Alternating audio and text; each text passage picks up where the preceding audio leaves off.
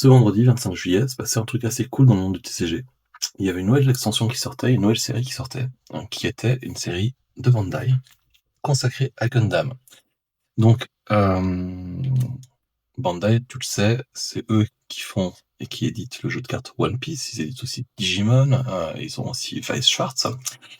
Et depuis ce mois, ils ont Gundam. Donc Gundam, tu le sais, ou peut-être pas, si tu regardes pas trop les animés ou que tu lis pas trop de manga. On est donc sur un monde assez robotique avec des mechas.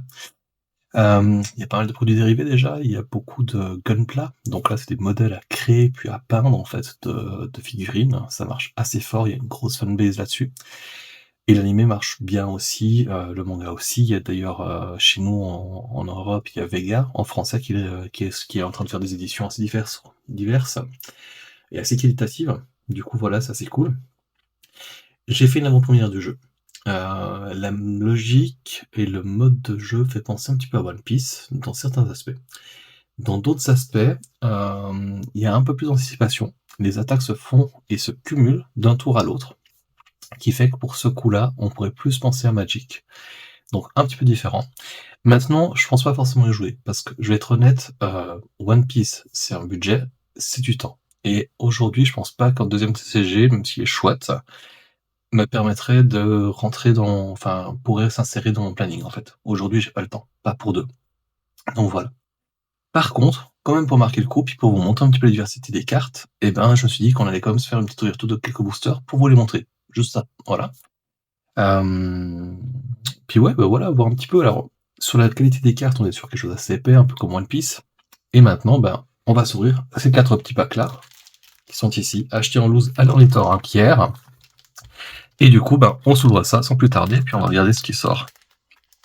Alors, je suis un peu plus perdu parce que je n'ai pas du tout encore ouvert de cette série-là, en fait, de Gundam. Donc, ok, donc là, on est sur des cartes normales, standards. Donc, tu le vois, il y a plusieurs couleurs. On a la couleur blanche qui n'existe pas, blanc et noir, du coup. Peut-être. À voir. Non, juste... non, juste noir, en fait. Donc, voilà.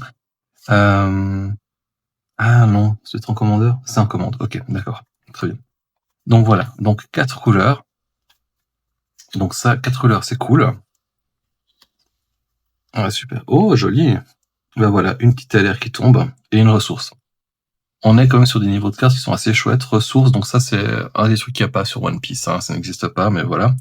Par contre, ça, on est quand même sur quelque chose d'assez joli. On a du gaufrage qui est fait, des effets de relief. J'essaie de vous la montrer bien. Est-ce qu'on voit bien? Je monte vite pour voir.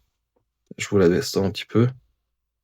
On est quand même sur quelque chose d'assez fou. En termes de qualité, c'est vraiment propre. Hein. Encore une fois, c'est Bandai, ils font vraiment bien le taf, quoi.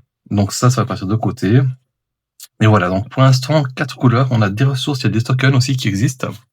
Il faut savoir que le jeu s'est lancé là avec cette extension-là. Avant ça, il y a eu la sortie de 4 starter decks qui existent en version simple, juste cartes, et 4 starter decks avec des petits gunpla. Je vous insérerai peut-être un petit visuel pour vous montrer. Que vous pouvez monter, hein, voilà, pour le LOL, quoi, parce que pour l'instant, il n'y a pas d'utilité en jeu, je crois. À l'avant-première, en tous les cas, ça s'est pas utilisé. Maintenant, peut-être un jour, ils vont essayer de mixer tout ça et de faire entrer ça dans un univers de jeu plus étendu. À voir. Maintenant, il faut savoir aussi que c'est assez particulier parce que chez nous, en Europe, ça commence gentiment. Par contre, aux États-Unis, il y a des problèmes de fou d'approvisionnement. Genre la display, qui généralement coûte dans les 100 francs hein, chez nous. Actuellement, en prix marché, elle se retrouve facilement à 150, voire 200. Et puis, elle se retrouve en vente sur les sites de revente tels que eBay à $300. Tout a été scalpé, c'est un truc de malade. Il y a énormément de hype, d'engouement, beaucoup de frustration des joueurs. Logiquement, très jolie celle-ci. Très jolie. On notera aussi que j'apprécie que les caractères soient un peu moins sexualisés que sur One Piece, c'est cool. Gun Cannon, ok. Une petite rare, sympa. Et puis une autre source, jolie aussi. Très jolie. La rare, on est quand même sur un effet de foil qui est assez cool. Ça rend assez bien quand même, j'aime bien. Donc ouais, donc je vous disais effectivement gros phénomène de scalping aux States. Ça rend le marché un peu compliqué, beaucoup de frustration de la part des joueurs et de la communauté. Alors à voir sur la durée comment ça se décante en fait. C'est un petit peu c'est un petit peu à voir quoi. Voilà. Le Gundam, sympa. Ok.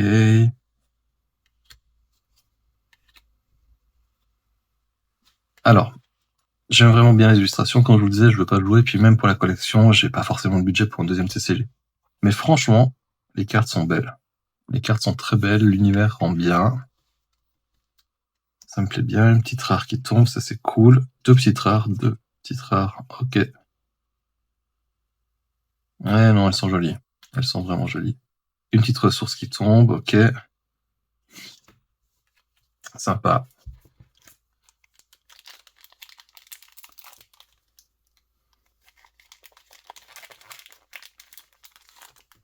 Et dernier pack. Zaku, Rezel, Path of Victory to Defeat. Elle est super belle. Elle est super belle. Vraiment, c'est un univers que j'aime bien, hein, qu'on soit clair. Lotto, First Contact. Mais comme je vous disais, voilà, j'ai pas forcément le budget, pas le temps, donc forcément, Banagherlinks, Kozanagi, Charles Zaku en rare, sympa. Et une petite ressource ici en double, et voilà, un petit Recept Orders. Donc voilà, c'était juste une petite ouverture comme ça pour coller à l'actu. Comme je vous le disais, ça vient de sortir. Si l'univers vous branche, essayez de vous renseigner sur le jeu, hein. Comme je vous dis, c'est assez sympa. On retrouve des éléments de One Piece dans la notion d'attaque, il y a le burst, il y a 2-3 trucs qui font penser en fait à des choses qui existent, qu'on connaît déjà si on a déjà joué à One Piece. Et au-delà de ça, les cartes sont belles, les illustrations sont belles. Et la stratégie se diffuse davantage. C'est-à-dire que sur One Piece, on est très tour par tour, action avec réaction. Tu anticipes ce que va faire l'autre va faire, mais sans forcément jouer, c'est dans ta tête. Et là, par contre, vu que tu as justement des items, où tu as des points de vie, des points de défense, des points d'attaque, ça se cumule. Et ça, c'est assez intéressant, c'est assez rigolo, parce que du coup, tu as des effets de combo qui vont se déployer sur 1, 2, 3 tours, peut-être même. Donc voilà, c'est un petit peu différent, c'est cool. Dites-moi en commentaire si vous pensez des cartes, si vous pensez jouer, si vous aimez aussi Gundam, hein, bêtement, le manga, l'animé, tout ce qui va autour, il y a même la création de maquettes de Gunpla. Dites-moi, tout ça m'intéresse, je suis curieux. Puis moi, je vous dis à demain, on se retrouve sur du One Piece classique. Allez, peace!